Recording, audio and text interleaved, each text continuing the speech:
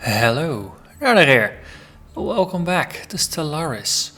I just upgraded my copy of the game to the 1.2 beta patch, codenamed Asimov. And I've spent, well, more than an hour just going over all the patch notes, both on Paradox's their own forums, as well as the slightly more comprehensive patch notes that the players have gathered on Reddit. And this update is pretty big. It's a lot larger than the 1.1 patch that we got a couple weeks ago. And I basically just want to go over most of the changes that at least seem relevant for us for this playthrough. And I would use that as a bit of a showcase for some of the new interface things, just going through some policies, some changes, doing some upgrades to our ships. And after that, we'll see if there's actually some time left to play. So it could be that this is more talking and less action, but I at least wanted to share this with you. And so let you know, I'm pretty excited that the devs are working this actively on the game and making pretty large changes to the game in order to make it better. And my initial impressions is that these changes do make the game better. You could argue, especially if you're more on the cynical side of looking at things, you could argue that a lot of these features should have been in the game to begin with, and you could argue that some of these features are a nice step in the right direction. But, can't change the past. The game is out, and I'm happy that the devs are developing the game. And the current development trajectory seems to be heading in the right way. So let's get started, because there's a lot of things to get through. So the first one, which is pretty nice to showcase here, is map modes. If you play other Paradox games, you are familiar with being able to change the information that's displayed to you on the map. Currently we're looking at the default mode. This is what we had before. You see our Wulven Pack here, and if you hold Alt, then you see things like sensor range and ship travel distance pop up. Also note that it seems that the sensor ranges on planets have been drastically increased, or at least on the space bases attached to planets. So they're no longer really puny, but they actually seem to be a bit bigger than before. So that's very good. So map modes. The default one is the Empire map, which just highlights the borders of empires in their own colors. Now here you see the friction between my border and the Terrassi Principality border. But you now also have a diplomatic mode. So green is for friendlies, so in this case this is me. Now here we got the Terrassi Principality, and if you hover over just empty space in their area, so not on a planet but just space between planets, then you see why they have a certain color. In this case there's this orange brownish color because they are rivaling me and I am rivaling them. Down here we got yellow. And that's because the Galactic are a subject that we enslaved in a previous war. And over here we got two other rivals. And everybody else is neutral in terms of diplomatic relations. But that doesn't mean that they don't have an opinion. That's what we got here, opinions. So suddenly things got red and green and some yellow. So let's go over this. So here we got the Fallen Empire that's adjacent to us, and they're actually pretty happy with us. They currently have an opinion of 66. They're one of the rare empires that don't hate our guts.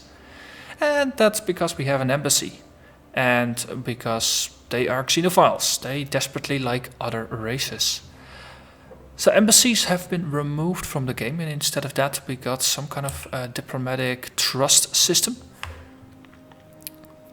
Because of course I'm playing a quote-unquote a legacy save game. I started this before the patch.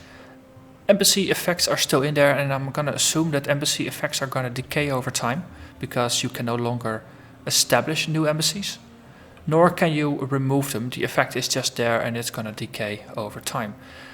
If you look at the overhauled Empire screen, you see that, well, currently here you see their opinion of us rather than the distance, and you can no longer sort by distance, which I'm not entirely sure if it's useful or not, because sometimes it's nice to just see what your neighbors think of you rather than everybody in the entire freaking galaxy. But here you still see that there are embassies between empires, and I think these are just gonna slowly fade out until nobody can establish an embassy anymore. Because if you look at this now expanded list of diplomacy options, you can no longer establish embassies with others. Maybe actually pick a neutral. Let's see, we are neutral with these guys, and here, no, there is no embassies, so those are out. So opinions, we got those who like us, we got those who don't like us, and in this case they are our subject. The embassy makes them, well, not entirely hostile. We get plus 100, but still, because we were at war and because we are, well, rather genocidal, apparently they don't like us. And the relative power of our subjects to us also makes them feel pretty bold about things. We might eventually have them try to break out, and we'll have to show them who's boss again. We'll see. Down here we got some neutrals. Basically, then their opinion is slightly negative, but it's not enough to consider them truly outright hostile. And that's because we know, as space wolves, we care about ourselves and we don't really care about others. And as a result, well, most others are not gonna like us. Over here we have another one, negative 20. Here we got someone who is actually pretty cool with us. They slightly frown upon our purge policy, but mutual rivals ensure they like us. And we have an embassy for good effect. And well, there's some others that truly despise us. Well, we are rivals, we have slavery policies, and no, it just all adds up. Also the fact that we are genocidal, because we are purging populations that we don't like. Not all pops really don't like that. So that's the opinion model, the opinion map mode. And then the last one, you got an attitude map mode, which basically describes how they viewed us in words rather than in numbers. So disloyalty, patronizing, well, better patronizing than outright hostile. The Terrassi Principality are actually hostile towards us. The Zepodrogans are neutral. These are cordial. Same for here, they're actually friendly, the Inari. I'm actually thinking of maybe trying to establish an alliance with the Inari, just to get a couple of friendly faces in the universe. And especially because they are on the other side, you know, it could be beneficial. We'll have to see about that, if it's in the interest of the Pact. But that's the attitude map mode. I think that this might be useful. It's a pretty good start to seeing how other races relate to you and how you relate to them. Would of course be useful if besides these diplomatic oriented map modes, you would also see map modes that more clearly outline what planets you have or what systems you have visited, so you know about if there are, let's see if we check the details mode on. Now, if they are potentially habitable planets or not. Now, the systems where you have been and where there are planets, they have this planet icon to show you, hey, you have been here. But for example, this one, I'm not quite sure. Have I been here? Or do I still have to go here in order to discover if something is habitable or not? And now you hover over it and intel level is low. Here intel is medium, so presumably I haven't been here yet. But here, over here, Borse is also low, and this one is medium. So it's questionable. That would be very useful. Same for colonization. It's very nice that this one shows a a yellow potential planet, or over here a yellow planet. But it would be nice if you could also slice that down, for example by race. If I only want to colonize with my Wulven, it would be nice if I can just select it to only show things that are actually habitable by my Wulven. Speaking of colonization, one of the changes they made is the default happiness of populations is now reduced from 60 to 50%. So in general, your populations are going to be slightly less happy, and it's going to be slightly harder to reach that, I think it was 80% that you previously wanted to get the extra productivity bonus. But the good thing is they actually took those arbitrary breakpoints out. And now happiness is just a sliding scale. So every couple percent will give you some bonus to productivity, rather than needing to meet arbitrary points for your productivity quota. One thing they also changed is that the second, with colonization you have your preferred type. In my case that's continental. Then you have your adjacent types. So for me that was tropical and ocean, I believe. And then you have another one that's 2 steps removed, and I believe that was Arctic and arid. I don't know, something else. Those used to be capped to 20% habitability, which basically means that your people are going to be miserable there. They now bumped that from 20% to 40%. So if you have some bonuses to your happiness, you could actually make a living on even those planets, rather than just being able to just disregard them entirely. So that's a nice bonus. It allows you to colonize more planets, more systems at a more reasonable rate. Okay, so borders. By default, borders are now open. If you have a neutral relation with another empire, they are no longer going to kick you out, but rather you can just fly through their empire and just map out all the planets, scout it, even send science vessels there for science missions, and it's gonna be perfect. Okay. In reverse, they can also do that to you. That said, you can choose via diplomatic means to close off your borders to someone else. So, for example, we have a random empire here, and we can say, well, we don't like you anymore, we can just close our borders to you. And at that point, it's going to behave like it previously did, where they can no longer enter your empire, and presumably they will get kicked out if they were already inside of your borders, just as before.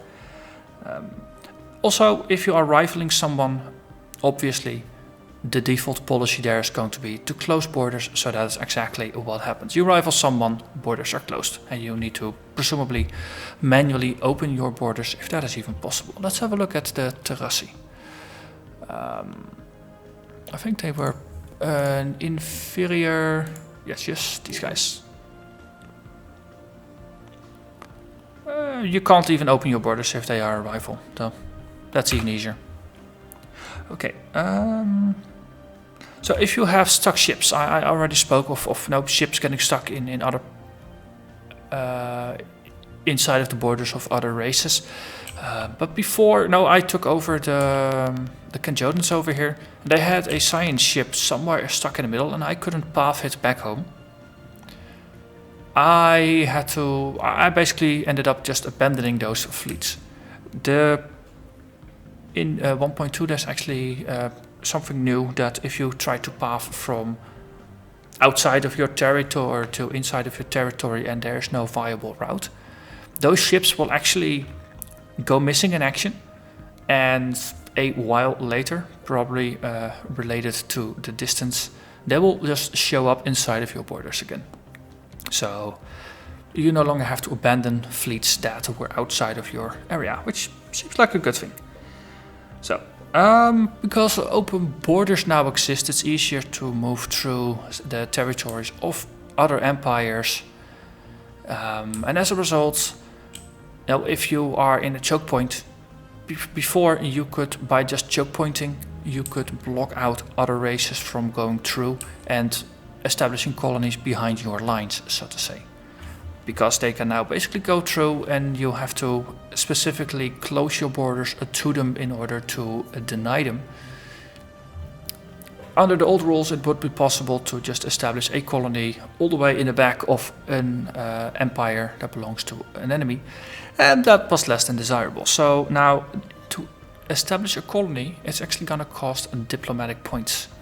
It's going to cost more points the further away you are from a system that you control. So, for example, now if I were to build a colony anywhere inside of my borders, presumably there would be no cost to it in terms of influence because I already control those areas. In that case, expanding by just settling inside of the extreme limits of your own area and using that to extend the area that you own should be the cheapest way. And that way you get a very organic growth and a very compact empire. If, on the other hand, like me, I'm sending out colony ships over here, and I also wanted to send out colony ships all the way over here. This is a massive distance, because I'm gonna set up a second empire over here, basically, that is not connected to my main empire until I fill back in the blanks. But I can use this to establish a foothold pretty far away and extend my reach quite far in that way. That's now gonna cost quite some influence points to set up. Presumably I already have quite a bunch of colony ships out in the air, so we don't have to pay the cost for that anymore, but new ships will suffer that. And the same will apply for frontier outposts as well, because they also extend your borders. So, let's see.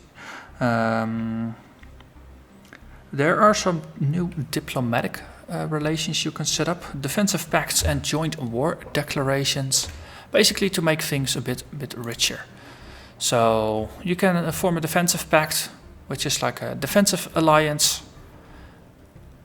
But if your ally attacks someone else, obviously you are not dragged along into that war, which is pretty nice. I actually like defensive pacts better than aggressive alliances, because if you're allied with an aggressor, you are not dragged into their wars. On the flip side, joint war declarations mean you can declare war together with someone else against a third party without having to be allies. It's just 2 versus 1 without any of the bonds and permanent relations that come with an alliance.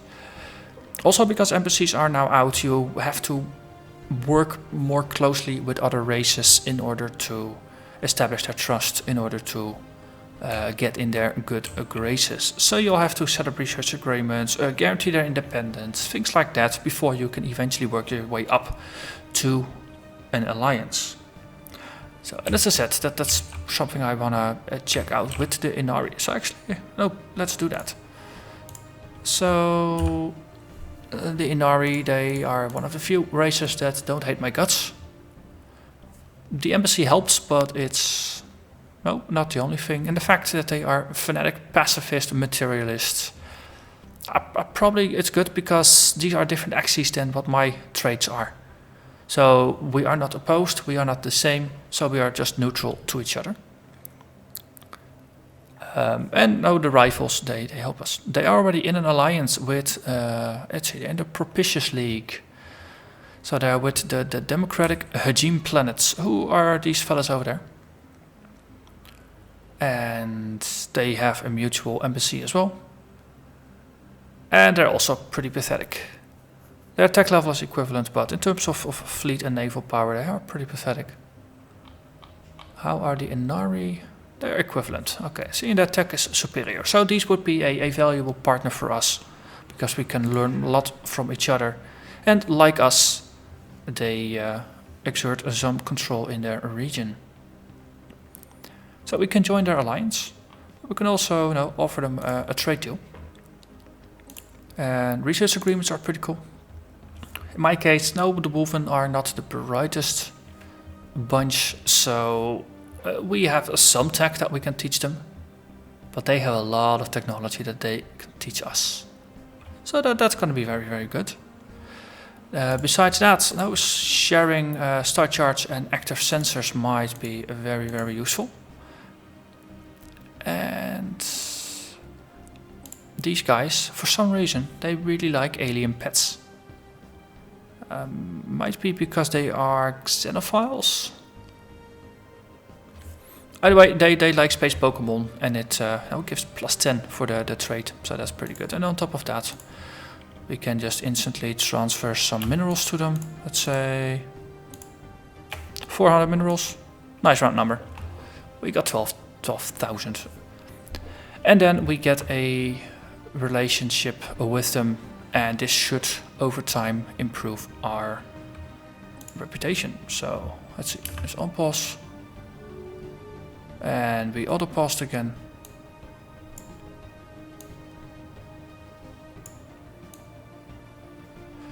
Okay, so I actually only loaded the save game. I haven't actually made time pass because this is a pretty massive patch.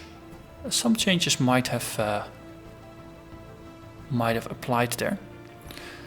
So let's have a look. Bukral effect changes. We've noticed a marked change in the way the primitive bufferians on Bukral. The society has turned inwards, and they are now far less accepting of strangers. Our aggressive observation flights and abductions all across their planet appears to have played some role in this, making the bufferians more wary of the unknown. Okay. So the Inari have left their alliance with the democratic Hajim planets. So this alliance I was talking of is no more. So that's good. Also, the Galactic Tendrazun Confederation Megacorp. That's... where are they? It's over here. They have left their alliance with the Wulven centralized dominions. So, seems like there's some tension brewing down here, which is good for us. And there's no longer an alliance over here, which is also pretty good for us.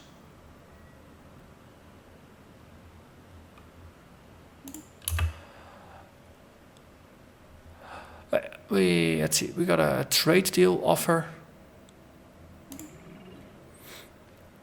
Okay, they accepted the trade deal I proposed.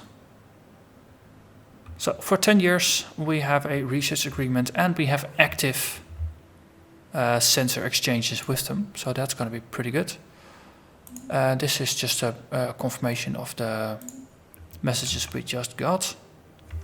So if we now have a look at the Inari, presumably over time our relation is going to build up further because we have a trade deal. So that's something we can revisit in the near future.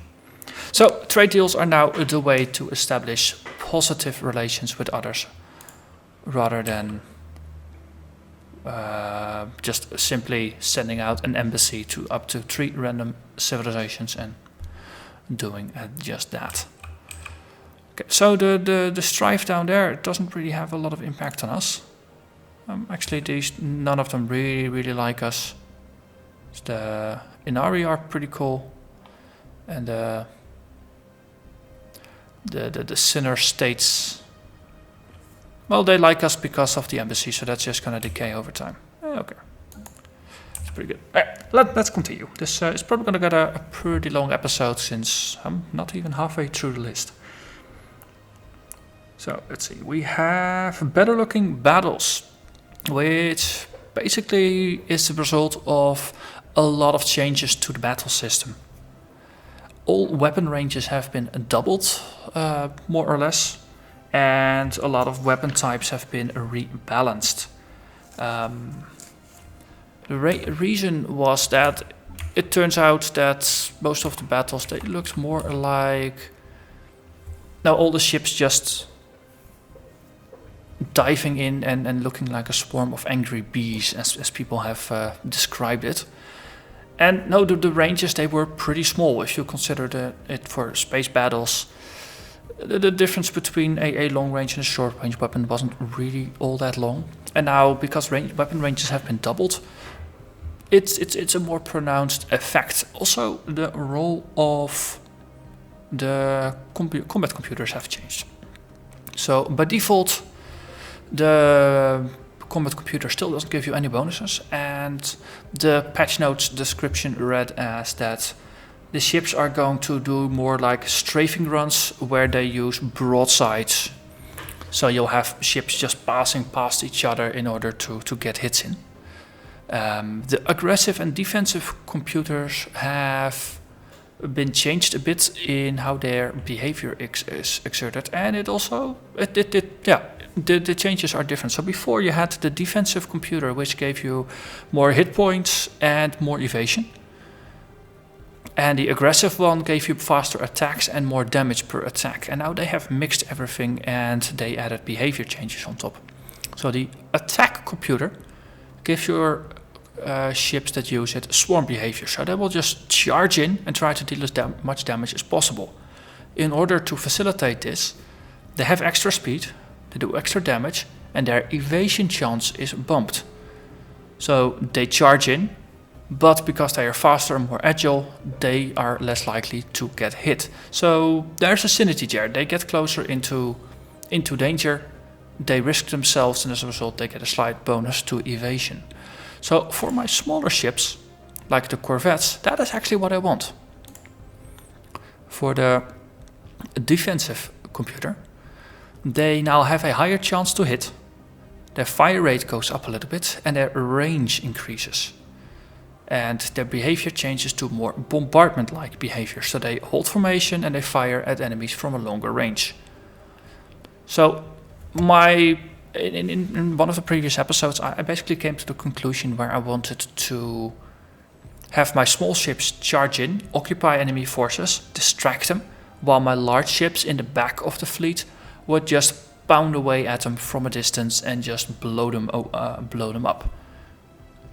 It seems like that is something I can actually do now. And the interesting thing is that I need to reverse my strategies. So the small ships now get aggressive computers, and because of the bonus to evasion, it's 15%, while before it was 15, and it becomes 20%, and they have a bit more speed, which is nice. I noticed that I actually have Tech 3 of railguns now, rather than Tech 2, so that is more a damage from that. And the radius is still the same. It's range 60 now rather than 30. And a change across the board is that all projectile weapons have a 15% bonus damage to shields. So they just hit harder against shields, which is a nice bonus.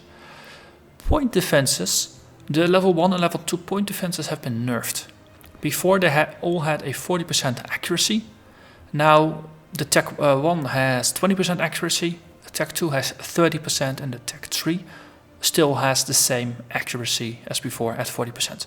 But their ranges have all been boosted from 8 to 10. So point defenses, you either need more point defenses now at lower levels, or you need more ships with point defenses in order to still have the same defenses as you had before. Good thing is I'm researching level 2 already, because that is going to be very, very useful. Energy weapons have been nerfed across the board, and more specifically, their armor and shield penetration has been for all weapons has been nerfed actually. So these used to go all the way up to 100%. Now they all the way only go up to 75%, with the lower level ones being boosted a bit less. I think across the board, the accuracy of most of these weapons has been boosted slightly, while their damage might have been nerfed a little bit in order to hit more often for less damage, which probably integrates nicely with things like evasion.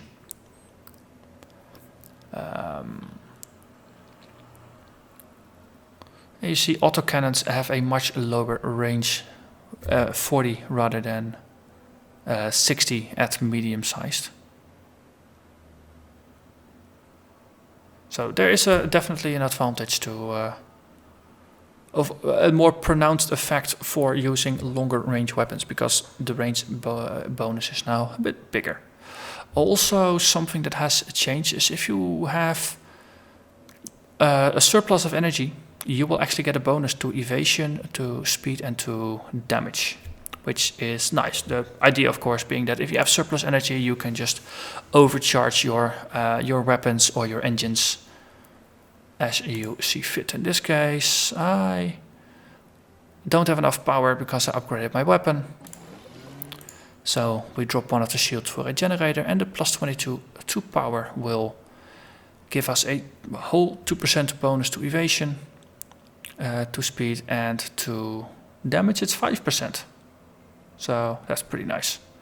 You can actually see 5.13 became 5.39 damage on average. So that's the Corvette. Let's override that one. Then we have our destroyers. If we want to put just pure railguns on them for even more range, can we actually? No, we can't put a large weapon on it. But you could say, well, if we want these to be screen ships as well, then you could put two small ones on there with point defenses, because you need more point defenses to be effective. But in my case, these are going to be longer ranged bombardment weapons. So we actually want to use these computers. So currently these combat computers seem to generate power rather than using them, which seems weird, because computers usually use power. So this is likely something that's going to be corrected in the nearby future. Also, we're already using the highest tier of power generation. So let's replace one more shield with this. Okay, so we have a bit of excess power, which means, well, more damage, more evasion. It's a whole 1%. The bonus is not very large, but it is nice that you do get a little bit of a bonus. And then let's see, finally we have our cruisers, which now have large railguns. I mean, these things hit up to a range of 80 now, where before they were only 40, and 40 is now the range of our corvettes. So I think it's going to be very interesting. Anything else we? Oh, there's also the option now for fleets of ship wings, strikecraft. The 1.1 patch gave them a slight buff, but in the 1.2 patch, strikecraft have been buffed even further. They already got a buff that they would actually get automatically replenished, and that's now been boosted to 4 craft per month, on top of extra range bonuses and things like that. And I think the smaller scout and the smaller strike craft could actually function as sort of a screen element, similar to how point defense weapons could be used. So actually gonna see if we can just turn one of our ships into a strike craft. Let's see, and then we can put some autocannons on here. The alternative is, yeah, large and a medium. And here, medium is as big as it gets. So we sacrifice a large and a medium cannon in order to get some strike craft. Seems interesting enough to try this out. If you see everything else, oh wow, we need a lot more power. Good thing is we are not using all yet. So we generate 60 power too much, which is quite a bit. That's gonna get us 5% more damage and 2% more speed. So the interesting thing is that the bombardment computer no longer gives you an evasion bonus. So the evasion actually drops, because the idea is that you want to stay out of range, of course. And apparently the scout wing adds quite a bit of firepower. So interesting stuff. But if we say do an automatic design, it says no, use aggressive computers. I don't want to. On the other hand, the strike craft, their range is not really large. I wonder if they can actually still fly and then hit things from a short range. Let's just say, well, we'll try that. The design actually left some things blank. Okay, I'm not completely understanding why the computer is generating these inefficient designs.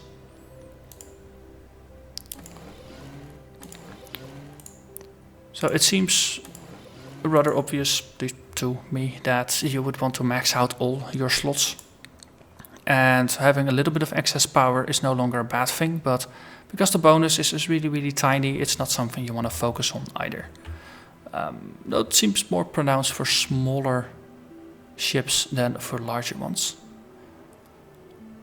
So we save this design.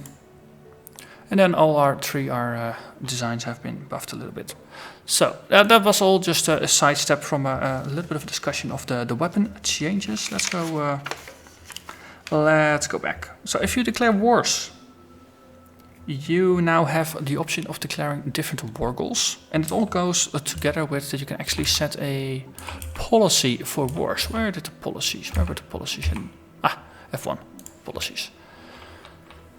So you can now have a warp philosophy. So for me, as a pretty aggressive militarist society, it defaulted to unrestricted wars. If you are a democracy, I think your people will want to agitate for defensive wars only, maybe for liberation wars, but unrestricted wars, you just can't get away with it. Your people will start to revolt against you. My case, I'm a warmonger. I can get away with it, so that's good.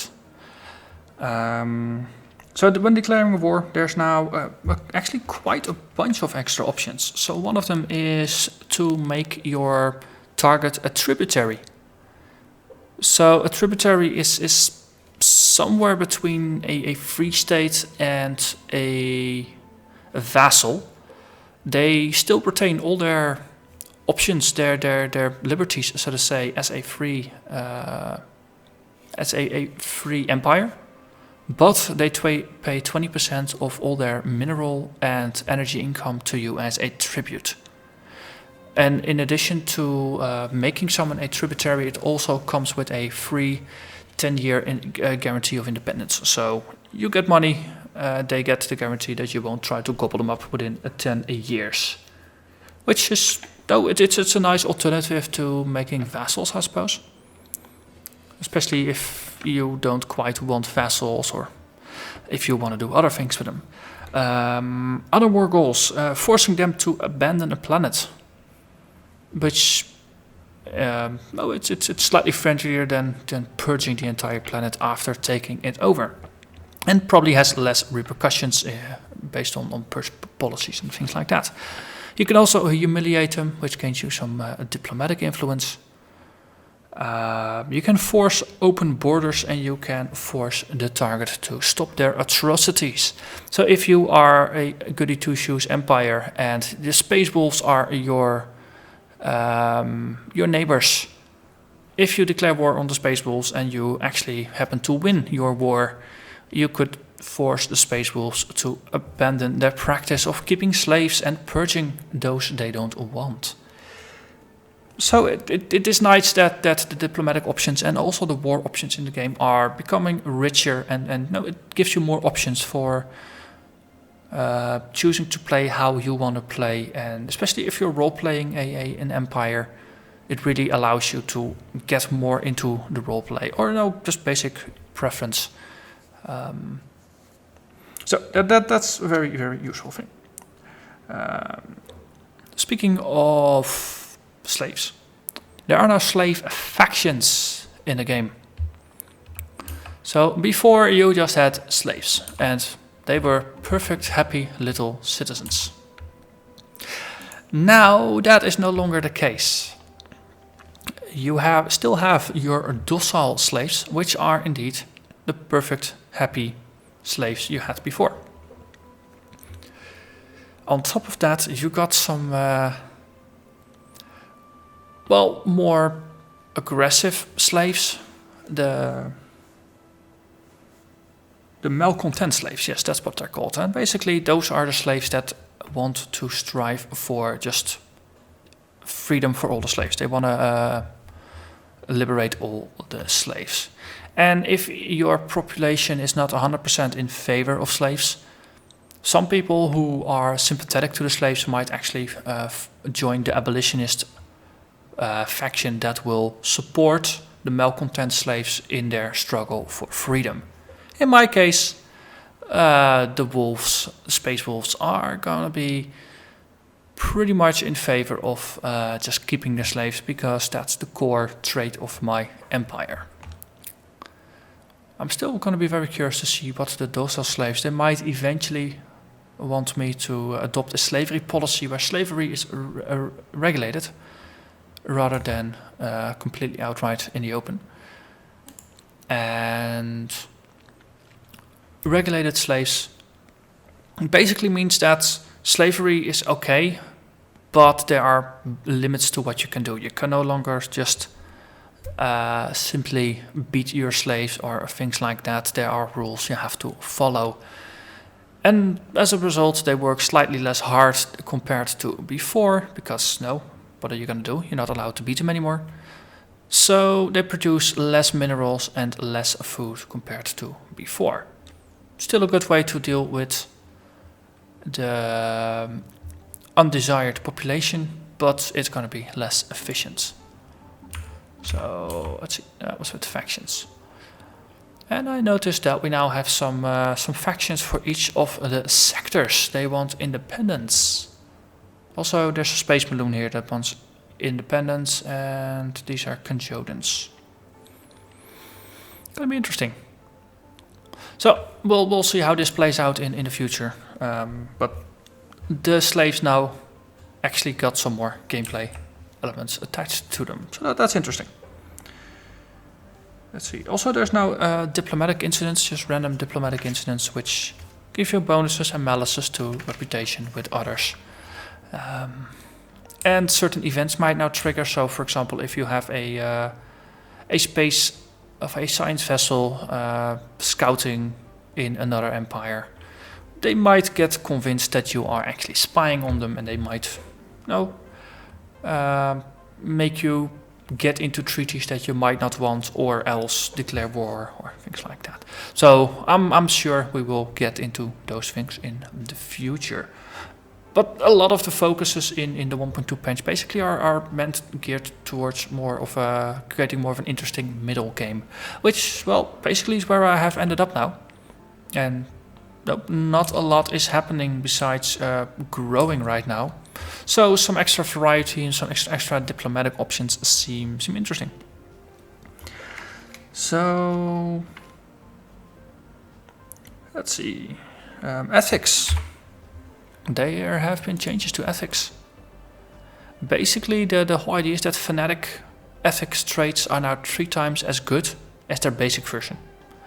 In order to do that, some fanatic options got buffed, and some non-fanatic options got slightly nerfed in order to make fanatic options really, really, really worth taking. So in my case, Fanatical Collectivist gives you 100% extra slavery tolerance. If you're a regular collectivist, it's now only 33% rather than 50% tolerance. Food consumption, it actually got buffed from 10% to 15%, presumably because the regular collectivist only consumes 5% less food now, still as before.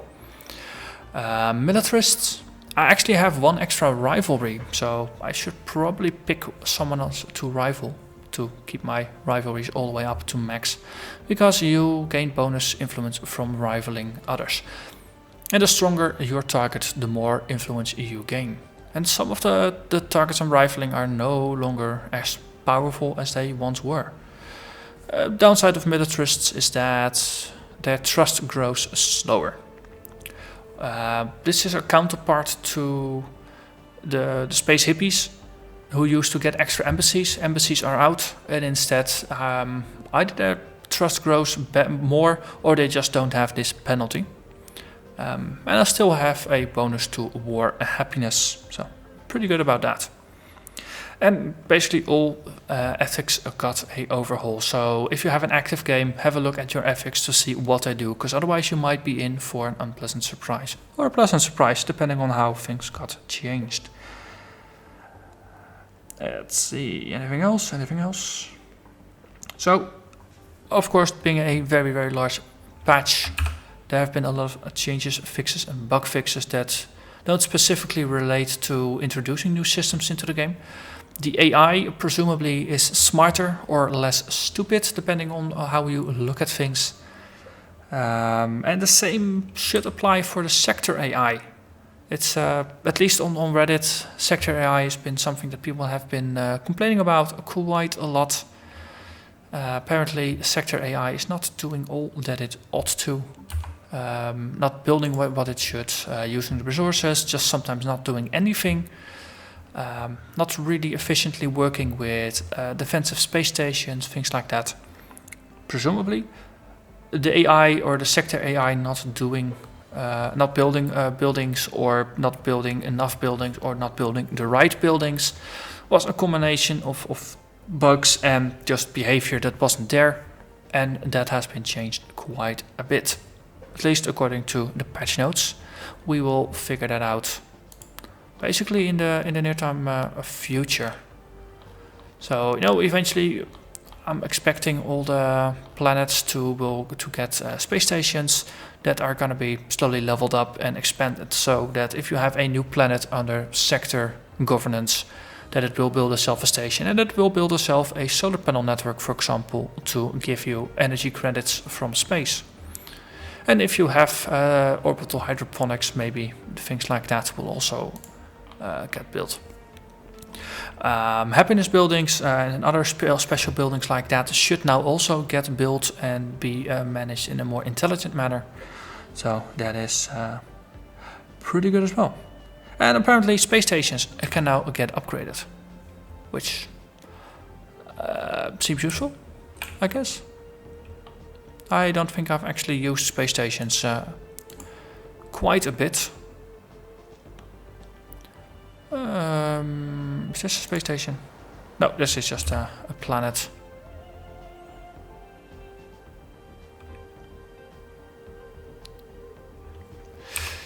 Yeah, well, space stations, they're still something that's not really used all that much.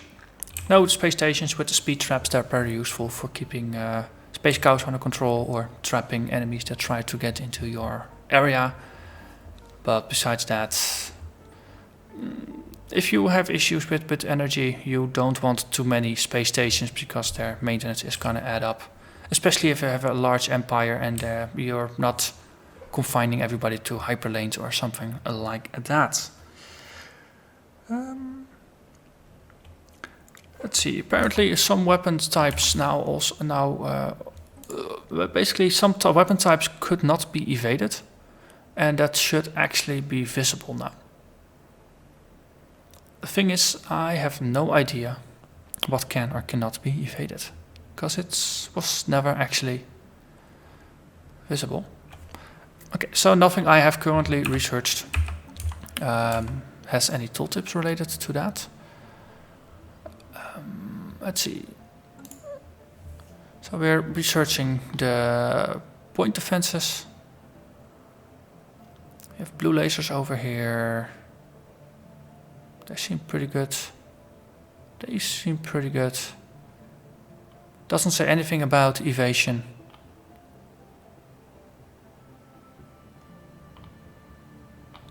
Plasma throwers. They have a lot of armor penetration. Okay, so presumably I can't research anything that has that specific trait. But we'll encounter that eventually. Might be that it's an endgame feature that I just haven't unlocked yet. And with that, I think I managed to make it through the patch notes. At least my hand-scribbled summary of the patch notes. Because as I said, it's a lot. If you want to print out all the patch notes, you'll need multiple pages. So, for now, I'm gonna call this an episode. I hope you enjoyed just getting a bit of a summary of what is gonna change and how it's gonna impact will potentially impact our Let's Play. And next episode we're actually gonna play and see how all the changes play out. So, thanks for watching and see you next time. Bye bye.